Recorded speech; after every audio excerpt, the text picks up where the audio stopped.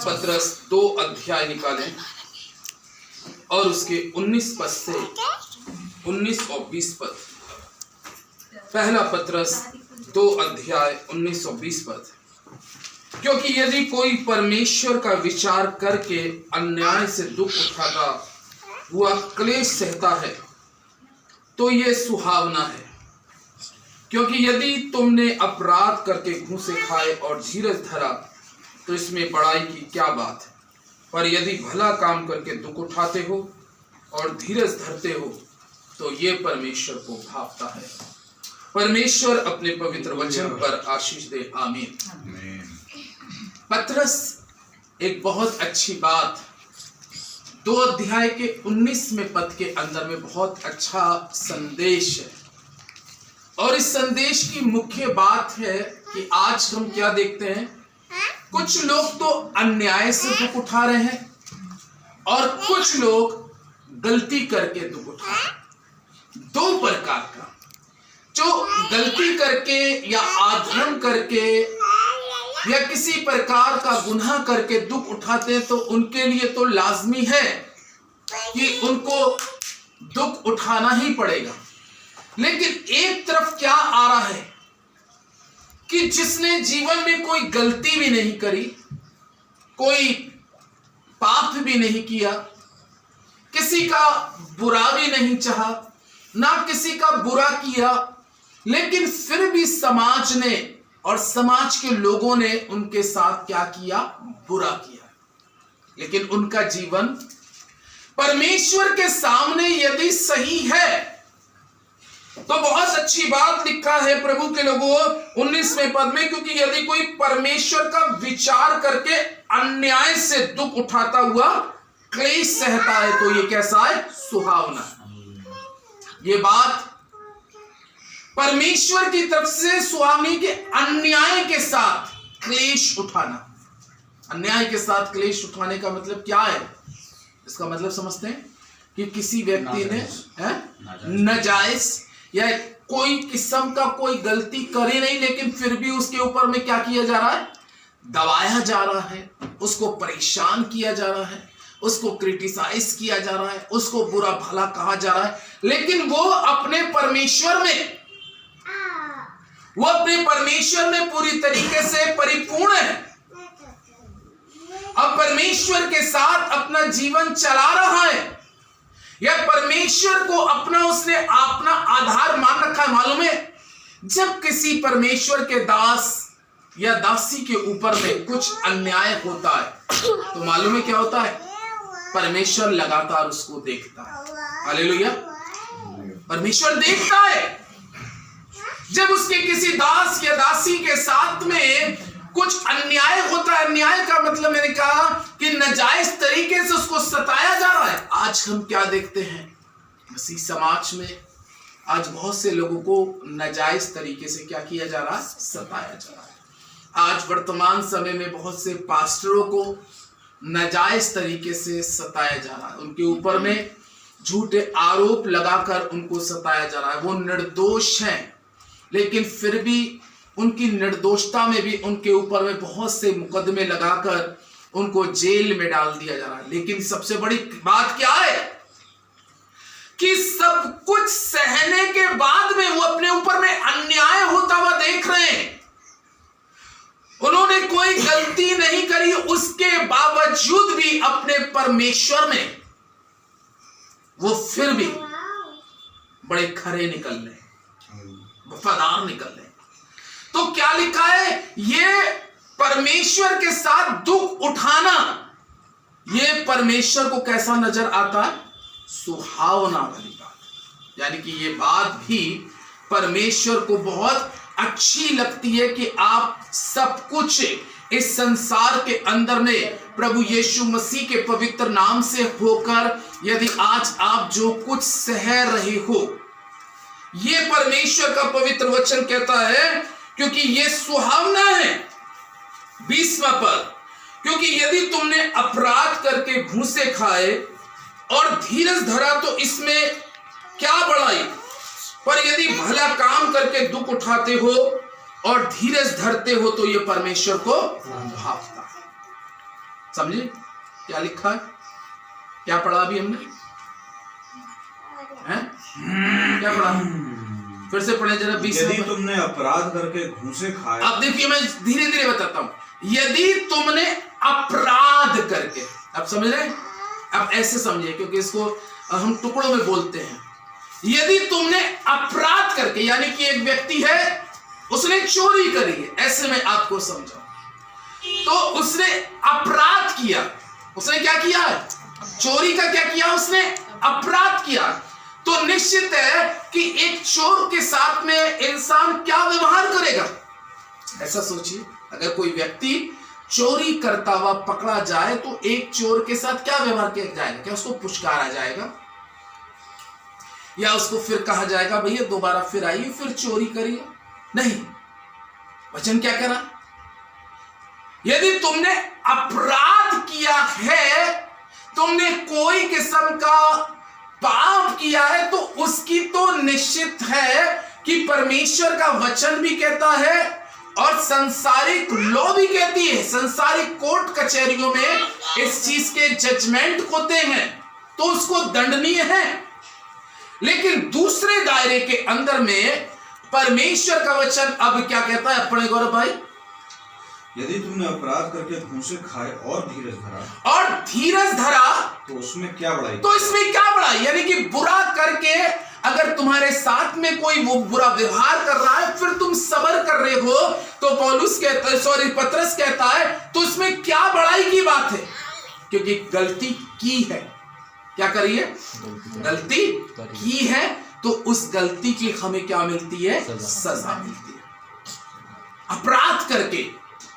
लेकिन आगे उसने अच्छा कहा, पर यदि भला काम करके दुख उठाते हो, पर यदि भला काम करके दुख उठाते हो और धीरज धरते हो, तो ये परमेश्वर को क्या होता, भाता। भला काम करके, यदि आप अपने जीवन में किसी के साथ भलाई कर रहे हैं, क्योंकि परमेश्वर ने हम सभी के साथ भलाई करी, क्या करिए, भलाई। और हम यदि इस संसार के अंदर में भलाई में लग चुके हैं, भलाई करने में लग चुके हैं, परमेश्वर का वचन इस प्रकार से कहता है, यदि भला काम करके तुम्हारे ऊपर में कोई परेशानी, कोई दिक्कत, कोई समस्या पैदा कराई जा रही है, उसके बाद में तुम सब्र कर रहे हो। यीशु मसीह जब इस संसार में आए थे, उनके साथ में क्या किया था, उन्होंने कोई बुरा किया था, उन्होंने तो कोई बुरा नहीं किया था। लेकिन जब बुरा नहीं किया था तो उनके साथ में क्या किया जा रहा था, निर्दोष व्यक्ति को, निर्दोष मेमने के साथ में क्या किया जा रहा था, नाजायज तरीके से उसके पीठ पे कोड़े पड़े, नाजायज तरीके से उसके पसली में भाला भूका गया, बाइबल में लिखा है उसके मुंह पे थूका गया, उसकी दाढ़ी को नोचा गया, उसकी आंखों पे पट्टी बांधी गई, बता तुझे किसने मारा, किसने नोचा। तो ये कैसे सह रहे थे प्रभु, कैसे सह रहे थे, अन्याय अपने ऊपर क्या हो रहे थे, सह रहे थे। लेकिन उन्होंने कोई किस्म की गलती नहीं करी थी, पतरस कहता है, उन्होंने किसी प्रकार का अपने मुंह से कोई ऐसा अपशब्द भी नहीं कहा था कि जिसके कारण उनको इस तरीके से किया जाता। लेकिन फिर भी बाइबल में लिखा है अन्याय के साथ क्या हो रहे थे, वो दुख उठा रहे थे। जब हम इस पृथ्वी पर अन्याय के साथ दुख उठाते हैं तो परमेश्वर के लोगों, कोई देखे या ना देखे, परमेश्वर तो जरूर देखता है। हालेलुया। परमेश्वर जरूर क्या करता है, देखता है कि ये व्यक्ति अन्याय के साथ दुख उठा रहा है। लेकिन पतरस क्या कहता है कि जब तुम अन्याय के साथ दुख उठाते हो तो ये परमेश्वर को क्या होता है, भाता है। हालेलुया। ये परमेश्वर को भाता है। उस समय परमेश्वर का प्यार उस व्यक्ति के लिए बहुत अधिक भर जाता है। किस व्यक्ति के लिए, जो मसीह के लिए दुख उठा रहा है, पीड़ा सह रहा है, बदनामी सह रहा है, बहुत कुछ अपने ऊपर में मुसीबतें झेल रहा है, लेकिन फिर भी परमेश्वर में, परमेश्वर के वचन में, परमेश्वर की बातों में अपने जीवन से भलाई कर रहा है और सब्र कर रहा है। मालूम है परमेश्वर का वचन क्या कहता है? एक परमेश्वर का दास हुआ जिसका नाम अय्यूब हुआ। क्या लिखा है? अय्यूब। याकूब 4 में अगर हम देख लें,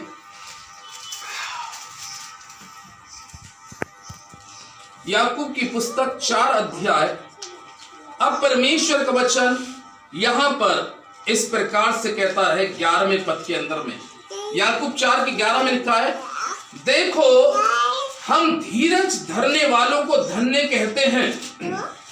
तुमने अय्यूब के धीरज के विषय में तो सुना है, अब प्रभु की ओर से जो उसको प्रतिफल हुआ उसे भी जान लिया। याकूब कह रहा है देखो हम धीरज धरने वालों को क्या कहते हैं? धन्य कहते हैं। धीरज, धीरज का मतलब है आप सब कुछ अपने ऊपर सह रहे हैं, उसको बोलते हैं सब्र। उर्दू में सब्र करना, और उस सब्र के साथ जैसे भजन संहिता में दाऊद भी कहता है कि मैं धीरज के साथ यहोवा की क्या जोतता रहा? बाट जोतता। और उसने मेरी ओर झुककर मेरी दुहाई की ओर उसने कान लगाया है, उसने मेरी पुकार को सुन लिया है।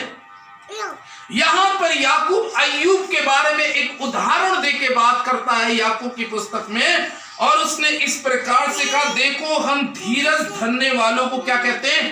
धन्य कहते हैं। किनको?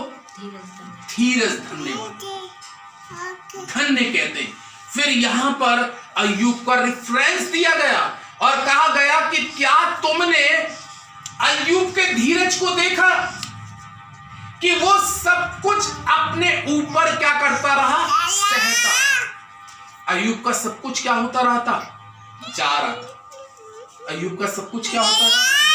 छीनता जा रहा था, छीनता जा रहा था। लोग छीनते जा रहे थे। उसकी बकरियां, उसकी गधियां चली गई, उसके सेवक चले गए, उसके सारे बेटे चले गए। सब कुछ उसका स्टेप बाय स्टेप छीनता चला जा रहा था और उसके हाथ से जाता चला जा रहा था। लेकिन उसके सब बावजूद भी अय्यूब परमेश्वर के साथ में कैसे रखा था? धीरज, सब्र कर रहा था। और सब्र के साथ में अय्यूब परमेश्वर से प्रार्थना कर रहा था, हे स्वर्ग शक्तिमान जीवित पवित्र परमेश्वर, जो कुछ मेरे ऊपर में गुजर रहा है ये सब कुछ तू देख सकता है और तू देख रहा। मालूम है जब अय्यूब के साथ में सब कुछ ये घटनाएं घट रही थी, एक बड़ी परीक्षा के दौर में से होके गुजर रहा था, लेकिन अय्यूब दुख उठा रहा था, पीड़ा शरीर में सह रहा था, कष्ट उसका कहीं सहने से अधिक बाहर था। लेकिन उन सारी चीजों में भी अय्यूब सब्र रखा था। और यही तो परमेश्वर का वचन कहता है कि यह परमेश्वर को भाता है, यह परमेश्वर की दृष्टि में सुहावना है कि आप सब कुछ सहने के बाद में भी अपने दिल की बात परमेश्वर से कहते हैं। परमेश्वर को ये अच्छा लगता है कि जब कोई अन्याय के साथ दुख उठा रहा है और फिर भी सब्र के साथ परमेश्वर से प्रार्थना कर रहा है, तो परमेश्वर के वचन में लिखा है कि यह परमेश्वर को भावता है, यह परमेश्वर को अच्छा लगता है, यह परमेश्वर की दृष्टि में सुहावना है। क्यों? क्योंकि स्वयं प्रभु यीशु मसीह कहते हैं कि जब मैं इस संसार के अंदर में आया था, जब मैं इस संसार के लोगों के बीच में भी आया था, तो इसी तरीके से ये सब कुछ मैंने भी संसार में आके सहा। संसार के लोगों ने मेरे साथ में भी बुरा व्यवहार किया, बुरी युक्तियां बनाई, मुझे किस तरीके से लान तान किया, मुझे किस तरीके से बेइज्जत किया, मेरे साथ में किस तरीके का खिलवाड़ किया। लेकिन मैं उन सारी बातों को अपने ऊपर में सहता रहा, सहता रहा और सहता रहा। बाइबल में लिखा है कि जो लोग सहते सहते पक्के हो जाते हैं वो परमेश्वर की दृष्टि में ग्रहण योग्य ठहरते हैं। और तब पवित्र आत्मा इस प्रकार से बतलाता है अय्यूब के लिए, वो सब कुछ सह रहा था। वो सब कुछ सह रहा था। आज के वर्तमान समय में क्या होता है, मनुष्य किसी की दो बात सह नहीं पाता, मनुष्य किसी की दो बातें कड़ी हुई सह नहीं पाता, तुरंत क्रोध में आ जाता है, गुस्से में आ जाता है और तुरंत इंसान एक दूसरे से बोलचाल क्या कर देता है, बंद कर देता है। पता है क्यों? क्योंकि उसमें सहन शक्ति नहीं है। अपने जीवन के अंदर में जब हम इस वचन को लेके अपने जीवन में चलते हैं या परमेश्वर के वचन में आगे बढ़ते हैं, तो हमें परमेश्वर से ये प्रार्थना करने की जरूरत है, ओ मेरे स्वामी, मेरे सृजनहार यहोवा, तू मुझे सहन शक्ति दे। जैसे यीशु के पास में सहन शक्ति थी, वो सब कुछ अपने अंदर में क्या करता था, सहता था। और बाइबल में लिखा है, सब कुछ सह कर भी अपने भेजने वाले की मर्जी को, अपने भेजने वाले की इच्छा को अपने जीवन में हर प्रकार से पूरा कर रहा था। इसलिए यहाँ पर एक उदाहरण अय्यूब का भी आ गया। उसी प्रकार से अय्यूब सब कुछ सहता सह रहा था, सहते सहते परमेश्वर के साथ अपनी प्रार्थना में जुड़ा हुआ था। वो अपने जब दोस्तों को देखता था, अपने रिश्तेदारों को देखता था, अपने पड़ोसी को देखता था, अब कोई मेरे से व्यवहार नहीं रख रहा, लेकिन उस कंडीशन में मालूम है वो सब कुछ सहते हुए परमेश्वर से अपना रिश्ता जोड़ रहा था। वो अपना संबंध परमेश्वर से एक बेहतर बना रहा था। आज परमेश्वर के लोगों, आवश्यक इस बात की है कि मनुष्य से हम अच्छा संपर्क बनाने से बेहतर है कि हम परमेश्वर से अच्छा संबंध बनाएं। हमारा रिश्ता परमेश्वर से ऐसा रिश्ता होना चाहिए, क्योंकि वो रिश्ता ऐसा है कि वो कभी टूट नहीं सकता। वो जीवित परमेश्वर के साथ में रिश्ता है। इसलिए अब एक पद को और पढ़ेंगे इसी के, अब 8वें पद को, 5 अध्याय के 8वें पद को अगर हम पढ़ें तो यहाँ पे परमेश्वर का वचन याकूब 5:8 में लिखा है, तुम भी धीरज धरो और अपने हृदय को दृढ़ करो, क्योंकि प्रभु का आगमन कैसा है, निकट है। तुम भी क्या रखो, धीरज धरो। ये परमेश्वर का वचन, यानी कि अब पवित्र आत्मा इस चीज को याकूब 5 के अंदर में बोला, अब तुम भी धीरज धरो।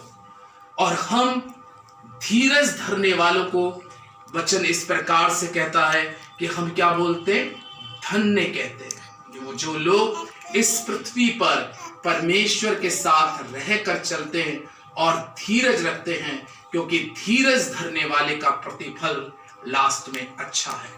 खुदा इस वचन पर आशीष दे, आमीन। दुआ करें।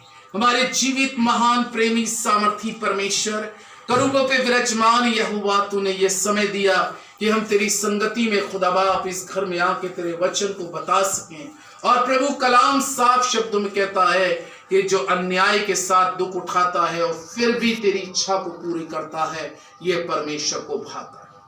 प्यारे प्रभु, हम दुआ करते हैं सिस्टर सुनीता देवी के लिए, इनकी 3 बेटियों के लिए, इनकी बहू और 2 बेटों के लिए, छोटे बच्चों के लिए, परिवार के सभी सदस्यों पर तू अपना अनुग्रह कर, अपनी दया कर, अपनी करुणा कर, और ये घराना प्रभु तुझ में वचन के द्वारा आगे बढ़े और तेरी महिमा इनमें आगे बढ़ती चली जाए। खुदा बाप, हर पैमाने में तो इनको आशीष कर। और प्रभु चाहते हैं प्रभु, इस घर की कोई भी घटी कमी हो तो उसको अपने आसमानी भंडार से पूरा कर। सारा आदर महिमा आपको देते हुए प्रभु यीशु के नाम से मांगते हैं, आमीन।